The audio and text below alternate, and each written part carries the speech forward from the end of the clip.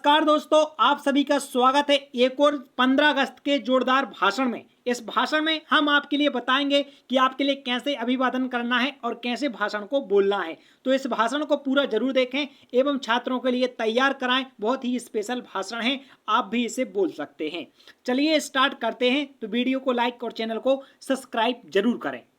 अभिवादन, सबसे पहले आप अभिवादन करेंगे और अभिवादन के लिए 2 पंक्ति बोलेंगे। आप यहाँ पर शायरी भी ऐड कर सकते हैं सबसे पहले, लेकिन यहाँ पर आप शायरी अपने मन से ऐड करिएगा, ठीक है। आपको बोलना है, आदरणीय अतिथि महोदय, समस्त शिक्षकगण एवं मेरे प्रिय साथियों को मेरा प्यार भरा नमस्कार। आगे बढ़ेंगे। आज मैं उन महान आत्माओं को नमन करने आया हूं जिन्होंने अपने प्राणों की आहुति देकर हमें स्वतंत्रता का वरदान दिया। और जहां पर दोस्तों ये पूर्ण विराम लगा है, यहां पर आप एक बार रुकिएगा और आगे फिर बढ़िएगा, जिससे दोस्तों आपके जो भाषण है वह अर्थपूर्ण हो जाता है और आपकी जो रुक जाते हैं तो आप कहीं पर भूलते नहीं हैं, ठीक है। फिर आगे बढ़ेंगे। हमारे देश की मिट्टी इतनी पवित्र है कि यहाँ एक से बढ़कर एक वीर, क्रांतिकारी और बलिदानी जन्मे। हालांकि जब स्वतंत्रता संग्राम की बात होती है तो अक्सर चर्चा 2-3 नामों तक सीमित रह जाती है, लेकिन आज मैं उन सभी नायकों को तो नहीं, लेकिन जिनका हम बता सकते हैं उन नायकों की बात करूंगा जिन्होंने बगैर किसी प्रसिद्धि के केवल भारत माता की आजादी के लिए अपने प्राण तक निछावर कर दिए। सबसे पहले नाम आता है शहीद ए आजम भगत सिंह का। उन्होंने 23 वर्ष की छोटी सी उम्र में फांसी को गले लगाकर पूरे देश को जगा दिया। उनके साथ सुखदेव और राजगुरु भी वीर गति को प्राप्त हुए।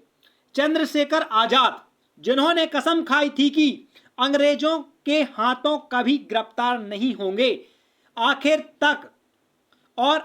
तक अपनी बात पर अडिग रहे, ठीक है। ये थे चंद्रशेखर आजाद, जिन्होंने स्वयं को गोली मार ली। अगला है 1857 की प्रथम स्वतंत्रता संग्राम क्रांति की बात करें तो रानी लक्ष्मीबाई की वीरता को कैसे भुलाया जा सकता है। मैं अपनी झांसी नहीं दूंगी, यह केवल शब्द नहीं बल्कि स्वाभिमान की गर्जना थी।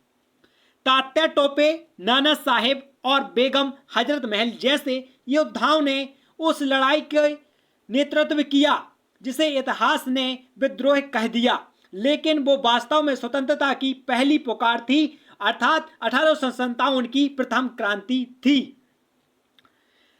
राम प्रसाद बिस्मिल और अशफाक उल्लाह खां जैसे क्रांतिकारियों ने काकोरी कांड को अंजाम देकर यह साबित कर दिया कि हिंदू मुस्लिम एकता देशभक्ति की सबसे बड़ी ताकत है। खुदीराम बोस, जो मात्र 18 वर्ष की आयु में हंसते हंसते फांसी पर झूल गए, क्या ऐसा साहस किसी और देश में देखने को मिलता है? एक हमारा भारत देश ही ऐसा है। सुभाष चंद्र बोस, जिनकी आजाद हिंद फौज ने ब्रिटिश सत्ता की नींव हिला दी, उनका नारा तुम मुझे खून दो मैं तुम्हें आजादी दूंगा आज भी युवाओं को नसों में जोश भर देता है। वीर सावरकर, जिन्होंने अंडमान की सेल्यूलर जेल में कठोरतम यातनाएं सही लेकिन झुके नहीं। उनकी लेखनी और विचार आज भी राष्ट्रवाद की भावना को जीवित रखते हैं। ऊधम सिंह, जिन्होंने जलियांवाला बाग की हत्याकांड का बदला लेने के लिए लंदन जाकर जनरल डायर के साथी माइकल ओ डायर को मौत के घाट उतारा और खुद फांसी पर चढ़ गए। बताइए, एक ऐसे वीर ऊधम सिंह जो कि दूसरे देश में जाकर अपनी पिस्टल से दोस्तों जनरल डायर को मौत के घाट उतार आए, ठीक है। दुर्गा भाभी, जिन्होंने नारी शक्ति का उदाहरण बनकर भगत सिंह को पुलिस की आंखों के सामने से बचाया और हथियारों की तस्करी की और क्रांतिकारियों की मां बनकर उनका संभल बनी। ऐसे वीर क्रांतिकारी जिनकी खान बढ़ाती ही नहीं है। मुक्तेश्वर दत्त, जिन्होंने असेंबली में बम फेंककर अंग्रेजों को यह संदेश दिया कि भारत चुप नहीं बैठेगा।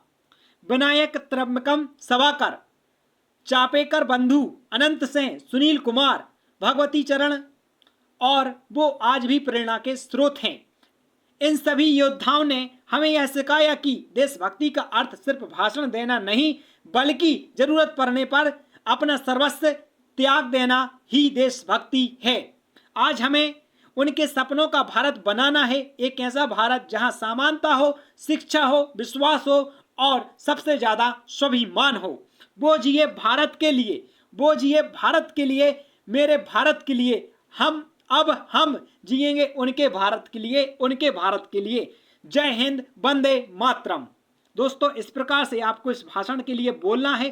पूरा भाषण आपको हमारे टेलीग्राम पर मिल जाएगा, लिंक आपको डिस्क्रिप्शन में है। इसे एक बार नोट जरूर कर लें और दोस्तों इसे एक कागज पर लिखकर, यदि आप इस भाषण को ही बोलना चाहते हैं तो अपनी जो कक्ष है, स्टडी रूम है, वहां पर लगा लीजिएगा ताकि आपको अच्छे से याद हो जाए। यदि दोस्तों जो भाषण यदि आपको याद हो जाता है तो वह दोस्तों 100 गुना अच्छा बोल सकते हैं। मिलते हैं नेक्स्ट भाषण के साथ। जब तक कि आप वीडियो को लाइक करके दोस्तों के साथ भी शेयर करें ताकि जो अच्छे से अच्छा इसे तैयार कर सके वो बोलेगा, तो दोस्तों मंच जरूर हिल जाएगा।